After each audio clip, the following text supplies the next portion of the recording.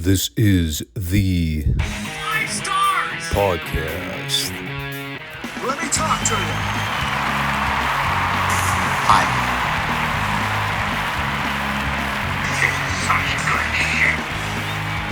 So, what do you guys want to talk about?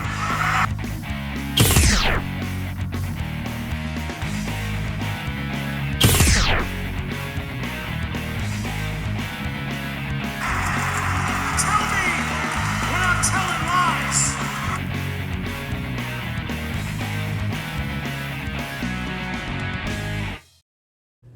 Thanks, guys. Back to you.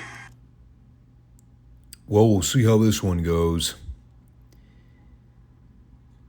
I may or may have not made a mistake trying to take a power nap at 4:15 in the afternoon. It's been a long, rough couple weeks. Right now, I'm just trying to power through the rest of the month. I probably ruined my entire sleep schedule tonight, but I don't know. Couldn't keep my eyes open. Sue me. I'm getting old. Not old enough to be tapping out of these wrestling discussions, though. My Monday schedule got a little lopsided, but thankfully it didn't interfere with my recording schedule all too much. Just a day later than I normally like to sit down and record the segments. But it's all good. Welcome back to the 5 Starr Wrestling Report. The wrestling podcast no one knows but everybody needs. Trust me, you all need it. I also burned my lip this morning trying to drink super hot coffee from my thermal gimmick. So if I sound weirder than normal, it's because I can't feel my upper lip right now. I'm a complete train wreck. And thankfully we're talking about this Clash of Champions 11 show because it too was a near train wreck. Not as awful as I was probably making it out to seem when doing the weekly TBS reviews. I know I was kind of overly cynical in the build-up to it, but honestly, no sense in beating around the bush. Let's just get into it. Oh, by the way, like, subscribe, comment, YouTube, Rumble, Mondays, Fridays. You know the drill. Let's proceed. I am in rare form this week. And I'll tell you what. You want to talk about a triggering moment. When they put the graphic up at the beginning of this Clash event sponsoring RoboCop 2, the rage that overcame me in that moment. Boy, you have no idea. If there was one thing I did not need to be reminded of coming out of that Capital Combat pay-per-view in May, it was any mention of the name RoboCop. It ranked very high on the list. So already I was in a bitter mood at the start of this thing. It also didn't help that JR blatantly lied to my face and promised this would be the greatest Clash event of all time. That was a flagrant lie based on both the ratings reflection and the match delivery. For the most part. Again, we had a couple exceptions to the rule. Well, I do appreciate that they uploaded the entire 2-hour event to the WCW YouTube page. This is debatably one of those Clash events that's probably best remembered as remaining in the vault. Never to be seen for human consumption again. The best thing it had going for it was that it was in the heart of the Carolinas. So the crowd was at least into most of what they saw. This one took place at the McAllister Fieldhouse in Charleston, South Carolina. I don't know this to be a statistical fact, but I believe this particular Clash event was one of the lowest ranked Clash events they ever did. They drew a 4.1 rating on TBS, which was significantly down from the previous Clash they did in Corpus Christi in February, the one where Sting blew out his ACL. I'd have to look it up, but I think some of the later Clashes during the late 90s did some pretty poor numbers on TBS. But at this point in their history, I think this was the worst rated Clash they ever did. Which, I mean, based on the booking and the lead up, you can see why it didn't land. And why so many people didn't have any interest in tuning in to see it live when it happened. We had 10 advertised matches. And I think I pointed out this issue last week when we ran down the card. The fact that when you try to cram in so many matches like that into a 2-hour block, a lot of them are either going to run short or just come off very rushed. And while there is something to be said about matches not needing to overstay their welcome, when the longest match on your card is a 12-minute match between The Rock and Roll and Midnight Express, maybe you ought to consider cutting a few of the prelims or underneath matches that don't really serve a purpose and don't need to be there. Case in point, Tommy Rich versus Bam Bam Bigelow. Or Captain Mike Rotunda and Tom Zenk versus the Samoans. Well, let's start with the opener. It's the Southern Boys taking on the Fabulous Fake Birds. To use another great line from Jim Cornette. You can tell the WWE overdid it with a lot of filtered crowd noise on this event. Because obviously the one that they uploaded to YouTube was the network version. So they did a lot of pumping in cheers for the Southern Boys in places where you can kind of tell it wasn't organic crowd noise. Not to say that the people weren't behind Tracy Smothers or Steve Armstrong here. Trust me though, I've been around the block long enough to know when canned crowd noise is pretty overbearing. Like even when Hayes and Garvin were trying to get heat on themselves, you hear what's supposed to be large portions of the crowd drowning them out with boos, but then you look at the actual crowd and like half of them are applauding or rallying behind the Birds. So you could tell it was all faked, pumped in BS. Getting that out of the way though, this is what I would call fast-paced. Not necessarily in a bad way. They kept things moving at a reasonable pace and didn't let anything get bogged down timing-wise. They let the Southern Boys shine at the beginning with some of their double-team offense. The Birds cut them off while they worked over Steve until Tracy got the hot tag at the end and fired back for a little bit. We got the spot where Hayes tried to give Tracy the lariat behind the ref's back, which gave off the impression that the heels were about to steal it. But while the ref was doing something with Hayes in the corner, Steve came off the top rope and gave a splash onto Garvin's back. Then he rolled Tracy on top and got the 3 count. It was a cool little twist. They sold it as an upset win, which personally I didn't really like. I get what JR was trying to sell on commentary, but maybe upset victory wasn't the best term to use. I just don't like the lingo, though, because, it gives off the implication that they were severely below the Birds' level. Maybe the original Freebirds, sure. But the Hayes and Garvin version of the Birds? Hell no. I don't care how long they were both in the business.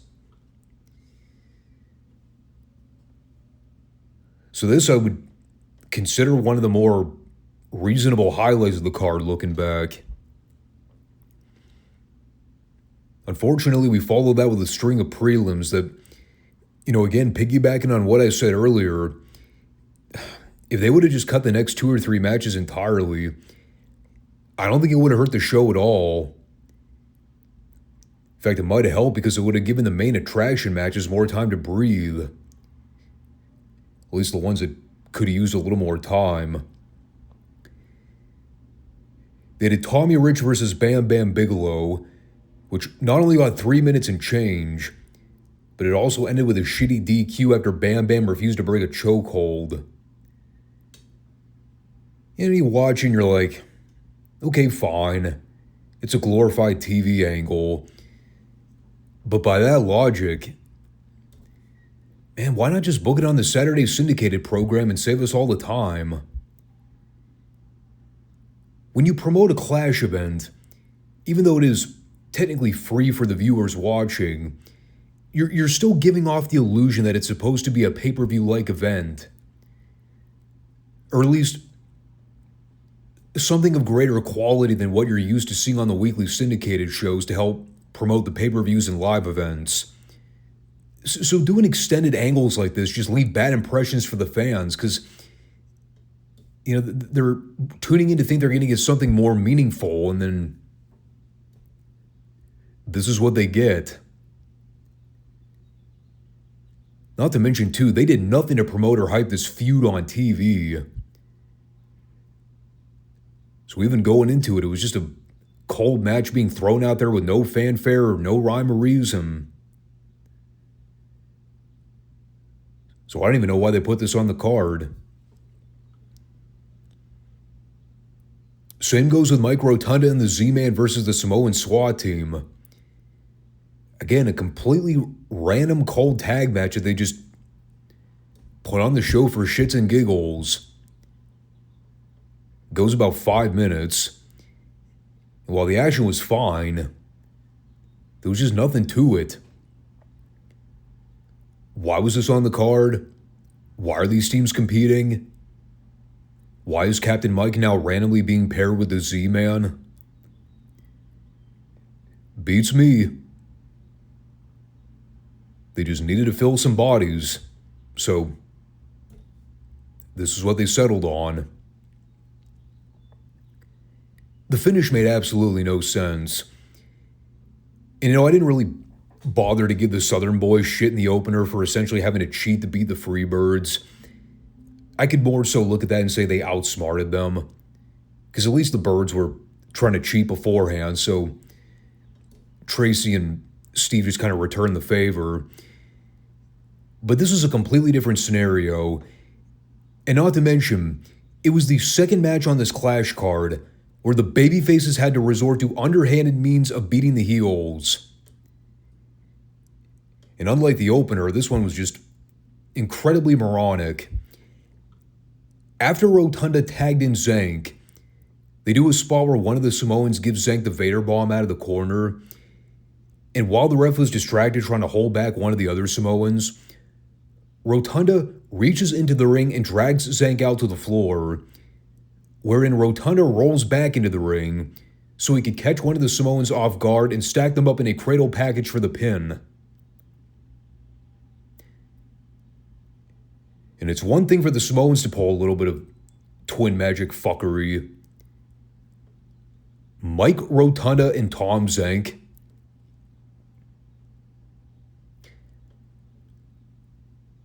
I don't know if you know this or not,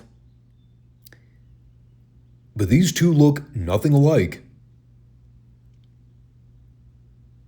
So it begs the question, why did the ref count a pinfall when he knew that Rotunda was not the legal partner?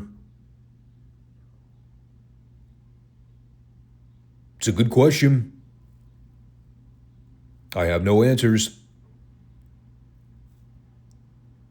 Another tainted victory for the good guys. You love to see it. Hey, you know what? At least they've got the Z-Man in a position on the card where he's better suited. Prelim status. Of course, his former tag partner, Brian Pillman, really isn't in a much better position himself. And at least Zank won his match. Poor Brian couldn't even get a win on this Clash event. He was just out there being used as fodder to get over mean Mark Callis. You ask me, I would have swapped Zank and Pillman's positions in those two matches. Put Pillman in the tag match with Rotunda and have Zank be the one to get fed to Mark. Why not?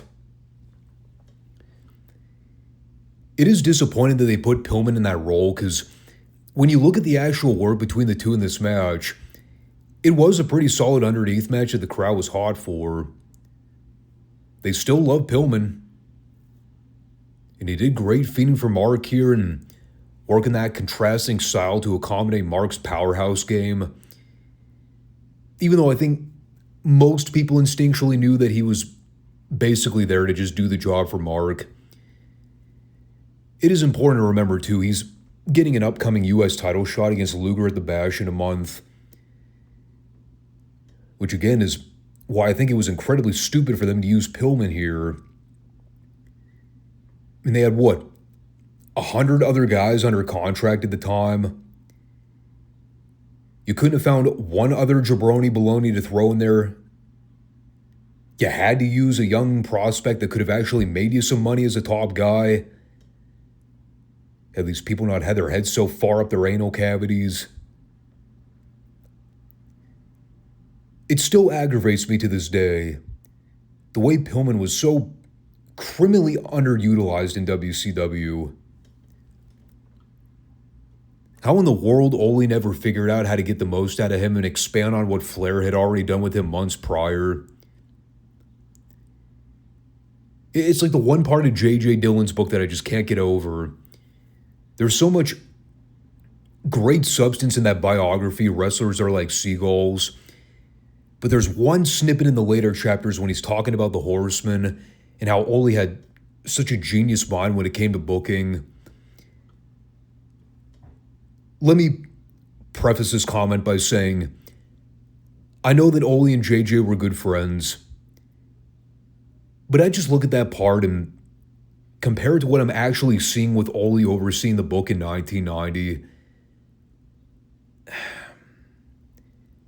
I have massive amounts of respect for J.J. Dillon. Completely disagree with his take on Ole as a booker. Maybe in a parallel universe he saw how mindful Ole was at getting over talent. All I can tell you is I'm watching reality. And reality says Ole didn't know shit from apple butter about what he was doing when it came to recognizing talent and seeing young prospective top stars.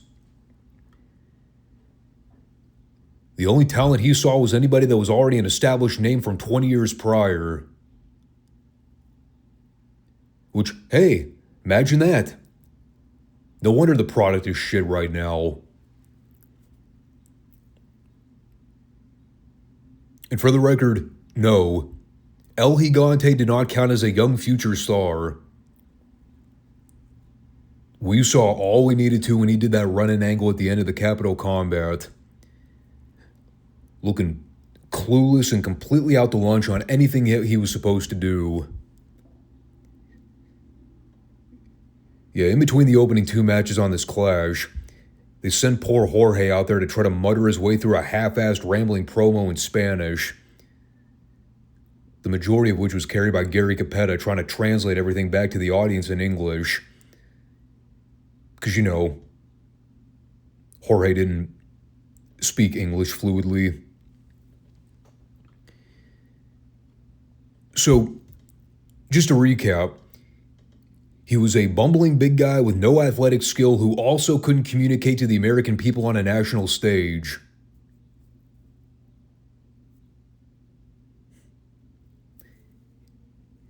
Yeah, we wonder why he never got over.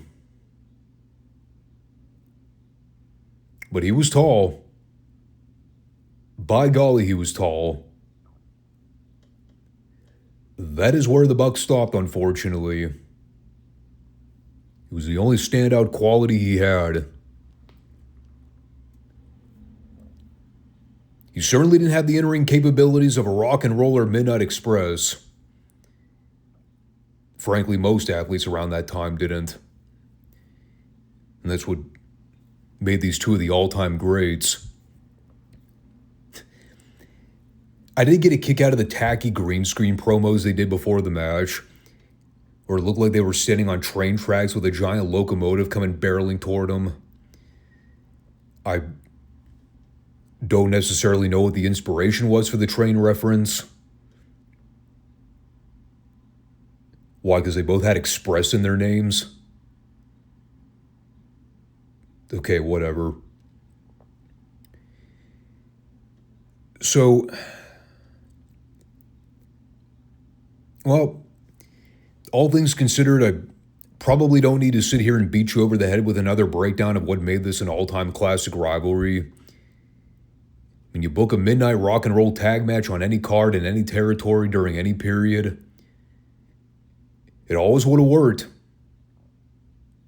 And in most cases, it probably would have always been the best match on the card without question. And while the competition on this clash certainly wasn't all that high to begin with, I think it's safe to say this is the best out of the 10. I mean, these teams always know what to do when they work together. For them, it was a fucking cakewalk. I could easily sit here and name off better matches they've had in the past. But at that point, we're comparing two different brands of apples. And they're still fucking apples, right? If you go back and watch this match in full, it's kind of apparent that Bobby and Stan were not having the best night in terms of performance. There were a few awkward miscue spots and things that didn't entirely work out when they were calling shit on the fly. I think if Cornette actually went back and watched the match too, he would probably agree. I don't know, it looked like at the end they were all tired and maybe jet-lagged.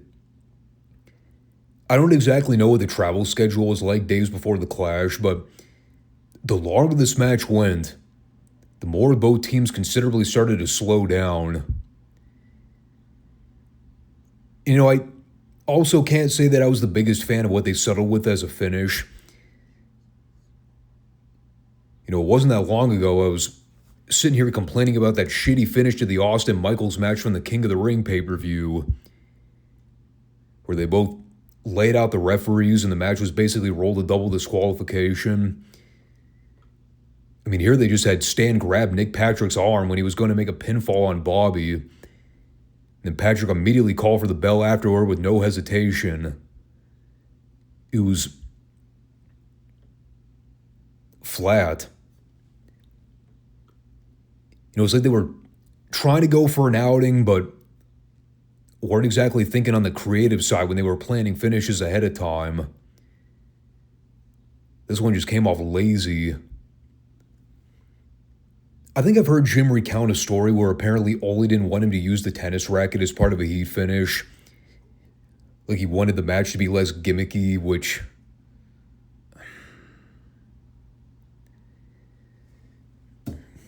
I mean, again, see my previous statements about Ole's mind for the business at this point.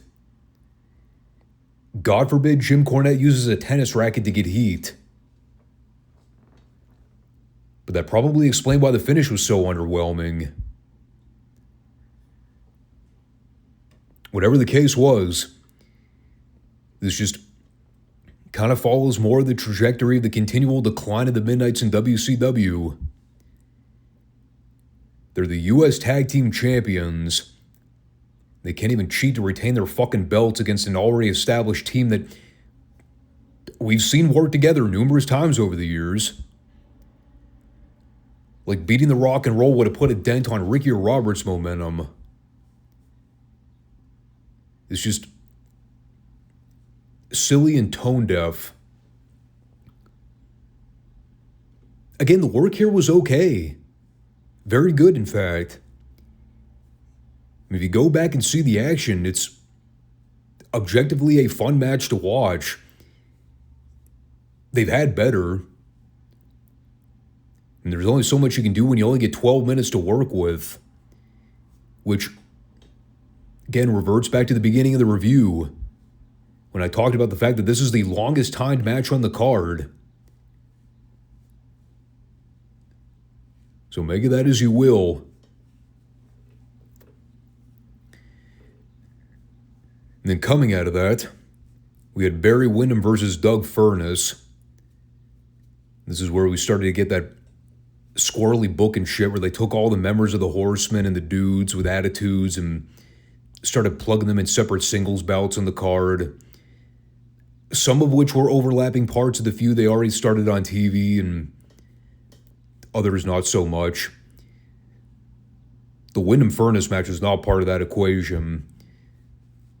And on the one hand, it was designed to put Barry over, but they were also really going out of their way to let Doug Furnas shine at various points to underline his strength.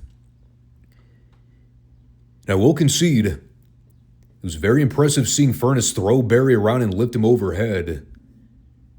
Barry was a big dude. Doug Furnas was out there press slamming him and tossing him around like a cruiserweight. You know, at the same time, we all kind of know where Furnas falls in the pecking order. Nobody thought he actually stood a chance of winning here. So, Barry bumped around for a little bit until they got to the spot where Furnas went to suplex Barry from the ring apron. Then Barry turned that into a waist lock and gave Furnas a German. Then he used his feet for leverage on the ropes to get the pinfall. Just like that, we're right back into the flow of hastily rushed short matches. They rang the bell to start it, and before you knew it, it was over. Now, speaking of blink and you miss it matches, I severely underestimated them on this one. I was really dreading the idea of this Lex Luger-Sid Vicious match on paper when they announced it. But lo and behold, brother, they came through for me. This was precisely what it needed to be. Short, concise, and to the point. They tried to have Ole come out and jumpstart on Luger before the bell. And right as things got underway, they had Sid go after Luger. Sid, the big dumb meathead, went over to check on Ole after Luger had fought back on him. And then Sid turned around, ate a running lariat from Luger. 1, 2, 3. What was that, 20-something seconds? In and out. Exactly what it should have been. And I don't say that as a knock on Sid. I love me some Sid Vicious. Huge fan of him growing up. But I think we can all agree, them doing anything other than having Luger win this match in short order probably would have not gotten over the same way. A 5-minute back and forth Sid Luger match for the title, that would have been markedly less interesting and highly more ghastly. So I will give him props. This was exactly what it needed to be. No qualms whatsoever. Crowd went ballistic at the end. Sid and Ole sold everything perfectly after the fact. I mean, if any of the matches on this card initially needed to be on the shorter side, it was this one. And they fucking nailed it.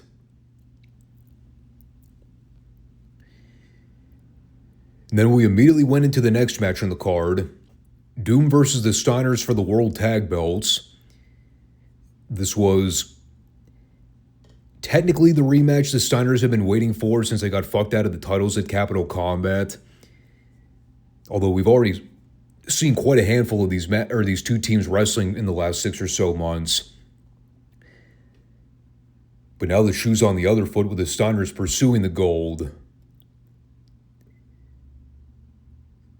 Before I say anything else, I've got to talk about this fucking Scott Steiner spot here. I've never seen anything like this before, and to my knowledge, I've seen a lot of Steiners brothers matches during my lifetime. I don't think Scotty himself ever did this particular spot again. But he did it twice in this match. And it was fucking incredible. He gave Ron Simmons and Butch Reed duplicate snap overhead fallaway slams. I just want you to picture in your mind what that spot looks like. Now picture a freak of nature like Scott Steiner giving a grown man that move. It was a fallaway slam, but unlike what you might envision a typical fallaway slam to be, where the guy throws you backward overhead and you basically land on your ass after giving the move. No, Scott did the fallaway slam, but he did so by taking a full backward moonsault while he still had the guy in his arms. Like, I can't describe this without just encouraging you to go find the footage and watch it yourself. It was unlike anything I had ever seen in wrestling up to that point. I think I watched that back like 12 times. I creamed myself every time I saw it. Scott Steiner was just... I mean, he was unlike any other athlete during his time. A guy that size being able to do half the shit he was able to do. I mean, he really was a true freak of nature. And like, to the people that don't know Scott's history well, and maybe your only perspective is anything he ever did in the later stages of his career when he was roided to the gills and coked out of his fucking mind, you at least owe it to yourself to watch Scotty from his younger days. Like, he at one point, I would have considered top 3 athletes in WCW. It was him, Bobby Eaton, and maybe Pillman. Maybe. Like, he was that good. I mean, Scott in general was just on fire in this match. I do think people largely undervalue the chemistry that Doom and the Steiners had in the ring together. And these guys had some really great matches between late 89 and early to mid 90. And they were such stark contrasts compared to what we normally get with, say, like a rock and roll midnight match. Like, those matches are all based around athletic, flashy high spots. Doom and the Steiners had a totally different structure to everything they did. It was all based on the powerhouse game. And because they were comfortable working with each other, neither team had issues being thrown around or slammed around like rag dolls, which helped. And it's also one of those things where it's totally believable to see Rick or Scott as the babyface in peril at certain times. In this match, it was mainly Rick. But because Ron and Butch were also big burly athletes with credibility, Rick and Scott could also sell and feed for them and it not look ridiculous. Now they went for another one of those overbooked photo finish deals at the end. And we've seen the spot where the heels will use a foreign object on the babyface behind the ref's back. But as he goes for the cover, the babyface will run in and do something to the other heel, and they'll go for duplicate covers. So you see the ref count a babyface and a heel shoulder down for the 3. And that's supposed to be the heat mechanism when the ref ends up giving the match to the heels. Oh, I also forgot to mention here, yeah, we can't call it a foreign object. We have to call it an international object. Because corporate agendas with trying to make everything sound politically correct. But that is what they did here. Butch hit Scott in the head with a loaded gimmick so Ron could get the pin. But Rick also came in and leveled Butch with a Steiner line and got a pin of his own. Problem was they weren't legal at the time. It was a fine heat finish, although maybe a little excessive. But I still enjoyed it. Other than the Midnight Rock and Roll match, it was worth going out of your way to see if you're a big fan of tag team wrestling. Or just the feud in general. Like I said, man, if you haven't gone back and seen this particular timeline, Doom and the Steiners, it's a great feud. Fantastic feud. Definitely worth checking out. We then had the Arn Anderson-Paul Orndorff match, which I thought was originally for the TV title, but apparently I was misinformed. This was a special challenge match. I need to go back to confirm, but I'm like 80% sure they promoted this on TV as a title match. Maybe I'm tripping, but I don't think so. I think they just deliberately false advertised ahead of time. Is anybody surprised? I will say this from the top. Double A, goes without saying, one of the all-time legends of the business, super phenomenal worker. Mr. Wonderful, same can be said about him. An absolute bona fide Hall of Famer.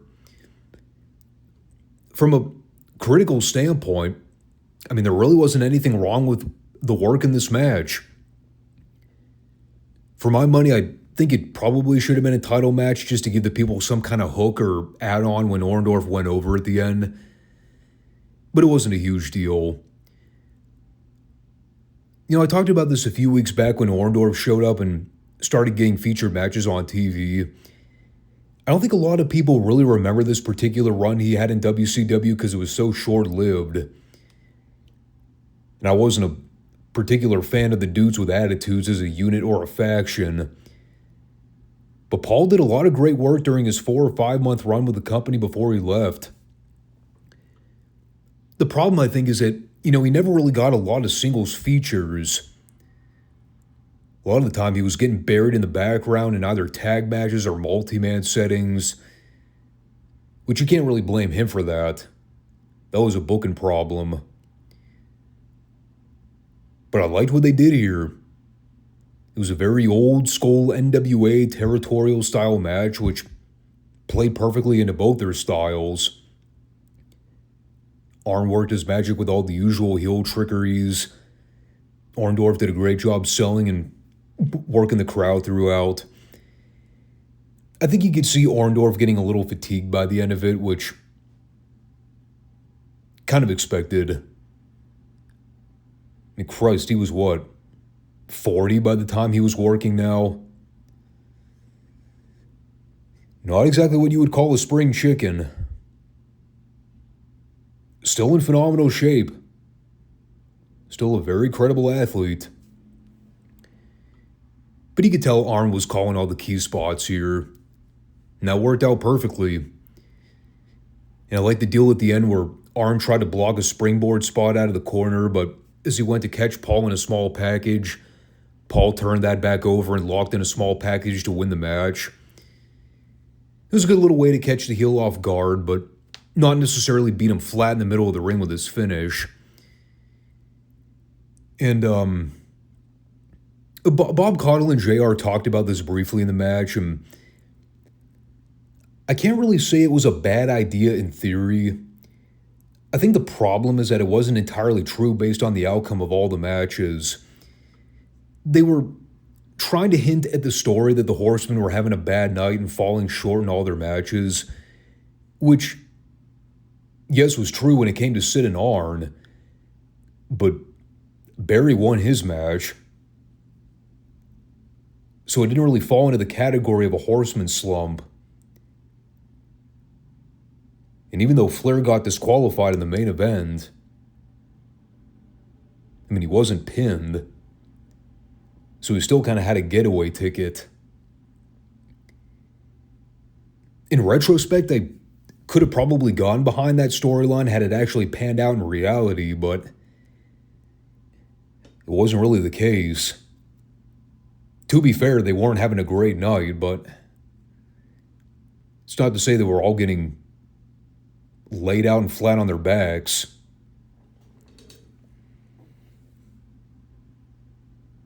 Anyway, I guess we should talk about the main event, which is what this Clash card is notorious for. And I do mean notorious. It really is a shame, too, because when you actually watch the show top to bottom, it's not a great Clash event, but it's not extraordinarily terrible. I mean, had the entire event been the Midnight versus Rock and Roll, Doom versus the Steiners, and Arn versus Mr. Wonderful, I think people would probably be ranking it among the better Clash events in quite some time. But, I mean, the real story of this event is the JYD Ric Flair World Heavyweight title match. It was the one draw they advertised ahead of time, and in retrospect, it's a match that probably never should have seen the light of day. Probably the most straightforward thing we heard from JR all night on commentary, when he said that JYD's cardiovascular health will in no way be able to match up with Ric Flair's. Boy, ain't that the fucking truth. The moment I saw a dog come out there without a shirt on, I could pinpoint that fact without having to think twice. And that really was the tale of the tape. Flair tried, but God, the dog was hideously bad in this match. I mean, I'm not exaggerating when I say that he was physically incapable of doing virtually anything. Even his punches looked like literal dog shit. He was slow. He was plodding. Anything he did offensively looked like he was punching in slow motion. I mean, Flair knew how bad it was before he even got any sort of heat in this match, which he barely got any to begin with, because the whole thing was Dog basically no-selling all of Flair's offense. There was one spot where he chop-blocked Dog from behind. Dog did one of those comical selling bumps where he fell backwards like someone smacked him in the face with a tin can. Like, if you go back and watch the tape, you can see people in the audience laughing when the Dog went down for that spot. It was like that infamous bump he took in Midsouth in '84 when he was having a match with, I think, Mr. Wrestling 2. Might have been in New Orleans. But he took that running knee lift from him, and he sold it exactly how he did in this match. And it was so bad that even Watts had to acknowledge how phony it looked.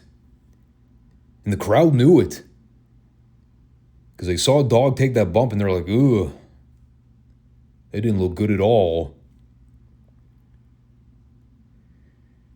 So this was all kinds of terrible. And of course, they did the run-in at the end with the Horsemen. As if the match itself wasn't bad enough, we also got a shitty DQ run-in on top of it. And then they all beat down the Dog until the babyfaces came out, and they did the Pure 6 brawl to close the show out. And even then, I wouldn't really say it was an exceptionally good fight angle. There were a lot of bodies standing around and guys not exactly knowing what to do or who to get entangled with. I think Dog got so blown up, he just stood there and said, fuck it. I'm not even going to try to muster up the wind to get involved.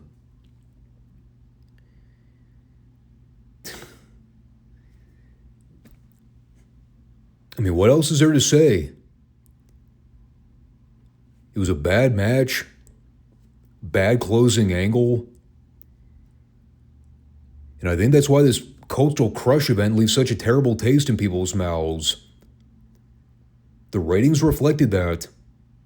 The viewership numbers reflected that. I don't know what they were expecting putting Dog in that position. The good thing is that they quickly backed off from it and never put JYD in another high-profile world title match again after this. So they at least saw the writing on the wall there. But not knowing ahead of time that this wasn't going to be any good, I mean, from a promotional standpoint, I understand. The Dog was a big draw at one point. He still had a cult of personality fan base at this point. But you got to survey reality, dude. You got to look at his condition, and you got to think, there's no way this is going to be any good.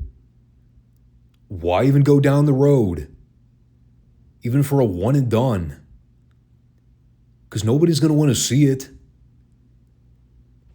And after the match is over, it's going to leave a bad taste in people's mouths because they're going to see Dog for where he is in his current mental and physical state. He was exposed. And again, all of this centering around the Horsemen versus Dudes with Attitudes feud. Even in their attempts at having the babyfaces go over in the majority of their matches, it really didn't cover up for the fact that this feud has no drive or momentum. I mean, everything is just window dressing until we get the Sting versus Flair at the Bash. Oh yeah, by the way to go Stinger. Your entire message before this event was, I'm going to do everything to prevent the Horsemen from getting involved in the main event.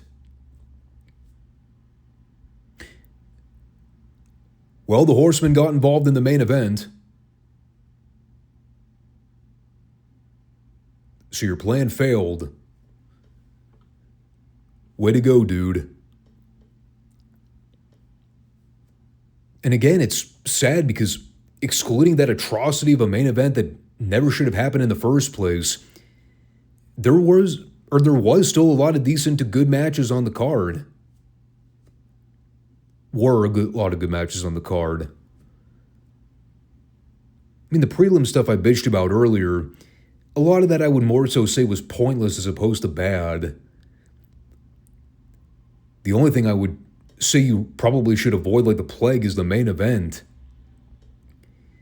But that's also why this show has the reputation it does. That Flair JYD match was so bad and so dreadfully underwhelming. It kind of spoke volumes as to how WCW didn't know their ass from a hole in the ground.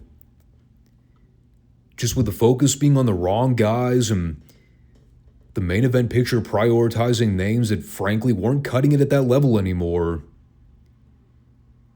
You had this weird semi-return to form Horseman group with Sid Vicious as a random extra body. And the Dudes with Attitudes. I really don't want to keep going back to the well with that again. And literally all of this just to distract people from Sting recovering from that fucking ACL injury. Stalling for time.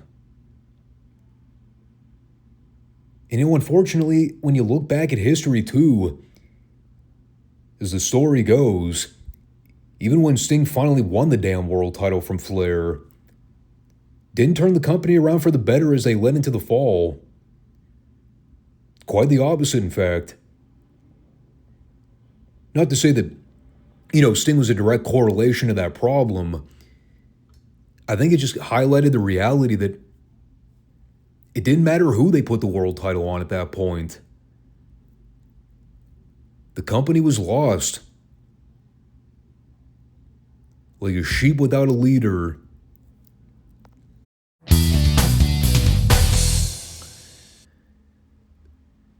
So let's go ahead and flip over to the Midsouth talk. A little less dark and less gloomy. Now, JR even pointed out at the beginning here how there's a positive vibe going throughout the Midsouth area. People are sending their well wishes to Hacksaw Duggan. Got the cowboy coming out of retirement to step up and challenge General Akbar and his army of goons. And speaking of Akbar and said goons, we have another addition of sorts to the army. A name that I don't think a lot of people would be familiar with had you not watched a decent amount of Memphis TV or even earlier Florida footage from the late 70s. But our newest affiliate of Devastation Inc. and or the Akbar Army, Kareem Muhammad, better known to some as one half of the Zambui Express. And actually, the Zambui Express was the name of a tag team Kareem was a part of with Leroy Brown. I believe his kayfabe name at the time was Elijah. This is when they were doing the heel Muslim gimmick with the camouflage ring gear. Not so dissimilar from what Kareem was wearing here. I remember when they first showed up in Memphis in '83 and were pretty much immediately put into a program with the Fabulous Ones. It was like one of the last things Stan and Steve Kern did before they left. And it was one of those weird things where I remember they pushed the Zambui Express on TV for a period, and I forget what happened, but I remember they didn't stick around Memphis for all that long before they ended up going to the Carolinas and doing some stuff there. They were a big powerhouse team. Ray Candy was the guy that worked the Kareem gimmick. And if you've never seen tape of him, he was a big fucking dude. As was Leroy Brown, which is why the duo stood out in so many big territories. I'm not sure what the story was regarding Leroy Brown not coming to Midsouth when Ray Candy came along here as well. Like, you'd have figured they would have continued their tag run there. To me, it was just sort of odd seeing Ray show up in Midsouth as the bodyguard for Akbar. But at the same time, they were still calling him the Zambui Express. Even though they would occasionally refer to him as Kareem Muhammad on TV. I think, too, wasn't there a brief period window in like '88 when they brought back Ray to work squash matches on TV in Crockett? I remember those matches were horrible. They weren't even calling them the Zambui Express at that point. What were they called? The Commandos or something obscure like that? I remember Humperdinck managed them for a period of time. I think that might have been shortly after Leroy died, because Ray was teaming with somebody else at that point. Can't remember who it was. And I reviewed that shit like 2 years ago. I'll look it up later and let you know. But that led to Ray working a squash on TV this week with Terry Daniels. As you can probably imagine, Ray was practically a brick wall here.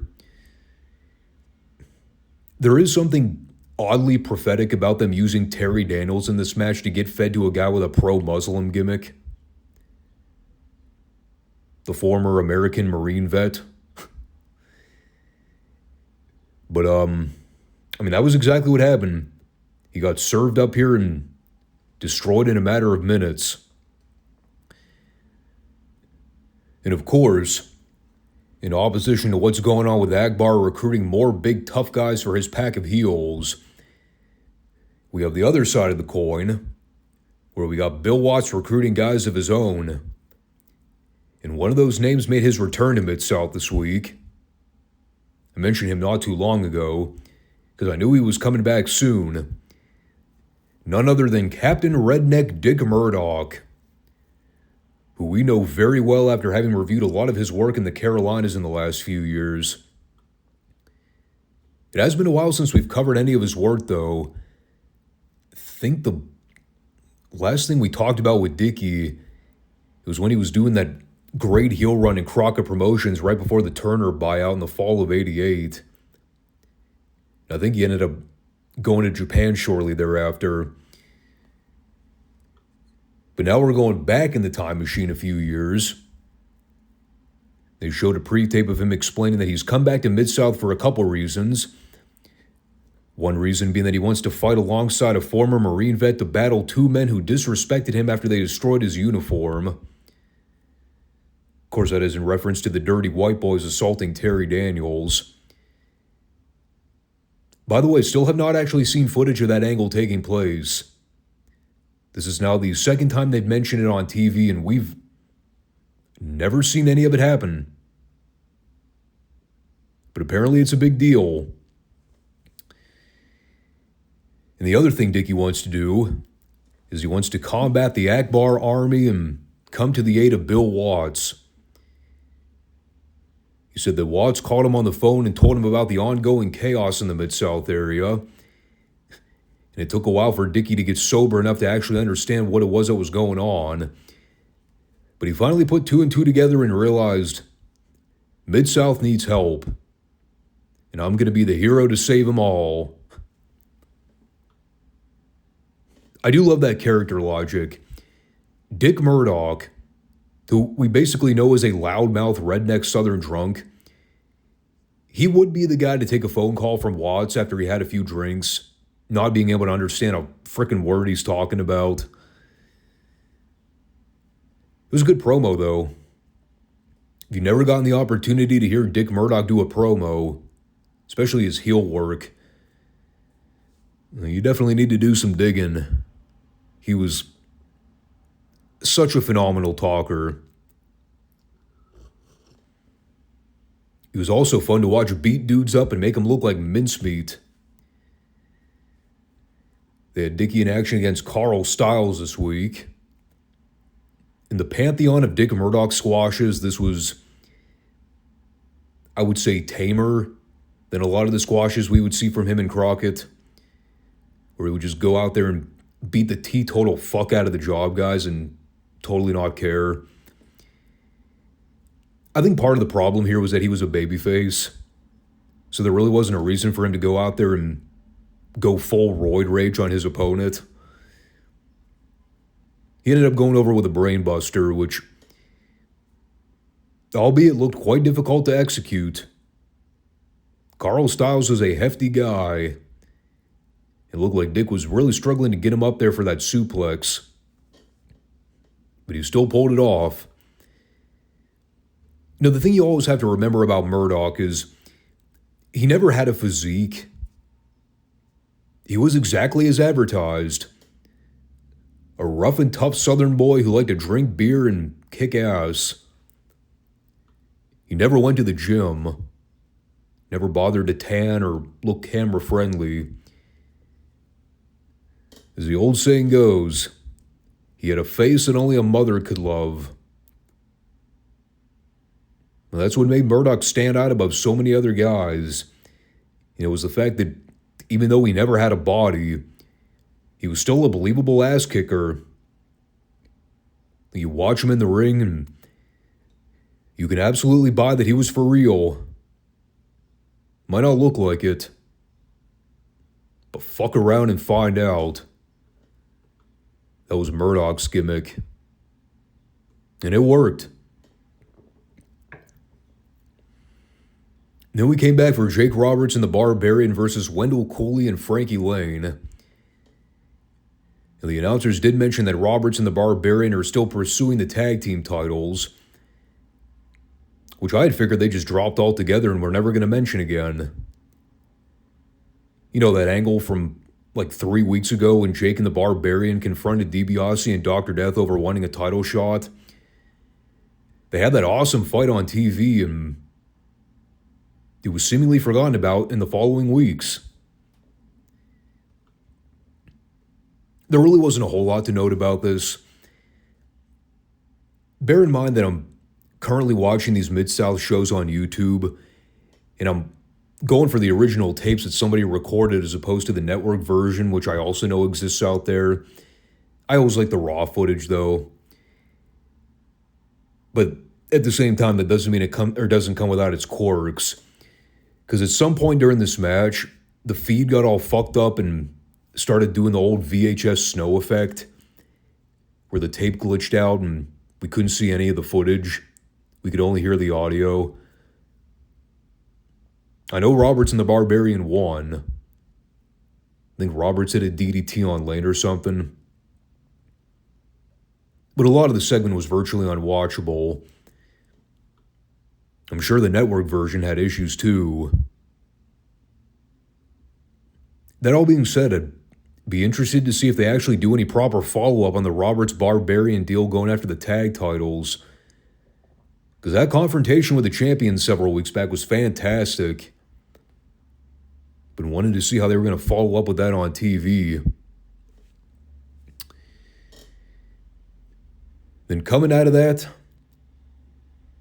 I will spare you the horrors of belaboring the Snowman versus Randy Beeson. It was bad. It was sloppy. Snowman won with a crappy-looking power slam in about 90 seconds. Then we had Pat Rose and Tom Pritchard versus Brickhouse Brown and Mark Reagan. I guess Brickhouse finally ditched that white boy Brad Armstrong as a tag partner. He wasn't willing to get down and groovy. So Brickhouse finally said, fuck him. I'll find a new tag partner who likes to shake his booty. For the record, I have no reason to think that was actually the case. But I'd like to think that was part of the storyline rationale in my head. No, they actually had Brad working with Dutch this week. This is a fine match. I like the spot early on where Brickhouse countered a waist or a wrist lock takeover and basically did a backflip over Dr. Tom. And right as Tom went to tag in Rose, he did one of those hesitant tags where he just kind of gently paintbrushed his hand. Like, yeah, I'm not super confident in my ability to outwork this fella now. They tried to get a little spicy at the finish with the heels isolating Reagan. And after it broke down with all four guys, they had Reagan do a sunset roll-up on Rose to get the win. Joel, I believe, referred to Rose as Tony Torres multiple times in this match. Perhaps he was confused. Because I guess in Joel's mind, all Mexicans look similar. Even though if you actually look at pictures of Pat Rose and Tony Torres, they look nothing alike. I'm also pretty sure Pat Rose was not Mexican. At first, I thought this was mainly being used as a standby match, but no, JR started talking about Brickhouse and Reagan wanted to work their way into title contention. So I guess that Brickhouse Brad Armstrong team really is defunct now. They did a phantom breakup angle and we never got to see it. Bummer. We did get Brad Armstrong taking on Dirty Dutch Mantel. This is one of those old school underdog type matches where they just had Brad go out there and sell for the Dutchman. If you're a big fan of watching a babyface struggle and show signs of physical pain, blues, and agony, well, you actually quite enjoy this. It was a good little match. Not trying to downplay anything they did. I mean, they mainly had Dutch targeting various body limbs throughout, but Brad would keep kicking out of pinfall attempts.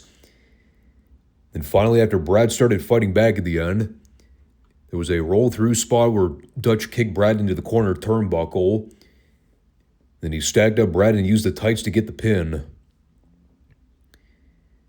The one thing I remember talking about recently with Brad, he was about to leave the territory pretty soon to go up to Mid-Atlantic. We have seen him do a lot of TV jobs as of late. Which, I mean, most of you know that's typically a thing a lot of the top guys did when they were getting ready to leave a territory. The old doing the honors on the way out the door type deal. Now, some guys are more willing to do jobs than others, but Brad was a professional. He knew how to do good business. I don't know for how much longer he's around, but I mean, based on how he's been used on TV over the last month, probably not that much longer. And then we had the TV main event of the Dirty White Boys versus the Fantastics. This is a return match dating back a few weeks when these guys wrestled to a time limit draw. And I'll say flat out, this is a much better match than the first one these guys had. Mainly in the fact that they had more than 3 minutes to work with. We got a lot of the old school babyface tag team spots that teams like the Fantastics and the Rock and Roll made famous over the years. They did the double baseball slide spot where when the heels went to shoot them off, Bobby and Tommy, slid into each other and blocked it by using their boots. Then when the heels went to try to do the same spot, the Fantastics stopped them and then picked them back up so they could ram their heads together in a bulldog position. We also got the double wishbone spot. Lots of cool, unique spots going on here. They let Bobby sell a little bit toward the end right before Tommy got the hot tag. And I like the finish too.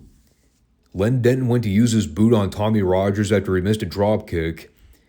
But then as Tony Anthony went to restrain him, Tommy ducked so Anthony ended up eating the shot. Then as Bobby went to cut off Denton, Rogers hit Anthony in a small package and got the pin. Now, they did mention on commentary that Bobby and Tommy were canceling all their remaining bookings in Dallas so they could come to Midsouth full-time to pursue the tag belts. Basically, their way of saying these guys are fully on board now for the time being. They also mentioned earlier, I don't think it was this segment, I think it was one of the previous segments, there are 4 teams currently vying for the Mid-South tag belts. And next week there is supposed to be a title match. I wasn't entirely clear on who the opponents were, but I think they said it was either the Rock and Roller or the Fantastics. And there's, of course, Jake Roberts and the Barbarian trying to earn their title shot. Obviously, it's being prioritized above the North American title. Come to think of it, we didn't even get a single appearance from Eddie Gilbert or the Nightmare this week. But again, it was kind of like the last show we reviewed. There was a lot of wrestling going on here, and the story and angle material wasn't as highlighted. We did see a few new names pop up. That'll at least freshen up what they've been doing with the Akbar versus Watts feud. I'll just say, hopefully the next show doesn't have as many technical glitches with the video feed. Because that got really annoying while I was watching the show. I'm always a mark for old school VHS, but like I said earlier, they were not faultless. Anyone who's ever recorded stuff on VCRs back in the day, you know what I'm talking about. Tapes are great, but they weren't foolproof. I've had several wrestling shows I recorded where the tape got eaten and was virtually unwatchable. Sucks, but that's where technology was back in the day. We've certainly come a long way since. Now we've got streaming, which is a whole other world of its own. But there you go. Another round of classic wrestling reports here. So, I figured at some point I was going to have to talk about this, so might as well do it now. I got some stuff going on in my personal life right now that I might need to attend to in the next couple weeks, so there might be a brief hiatus with both the Monday and the Friday show at the end of the month. Still not entirely sure how things are going to go, but if you don't see a show coming up, in the next couple weeks, just be on the lookout for that. It's just one of those deals where it's unpredictable, but it's a drastic turn in my life right now, and I'm trying to handle it as best I can. As always I talk about, I do this for pure hobby. This is not a job. This is not done for income purposes, so kind of have to take that into consideration as you're watching the show here. But I always appreciate people that come back to check out the show every week, and as always, Mondays and Fridays is the place to be here. So, talk to you all soon. Thanks everybody, and take care. Peace out.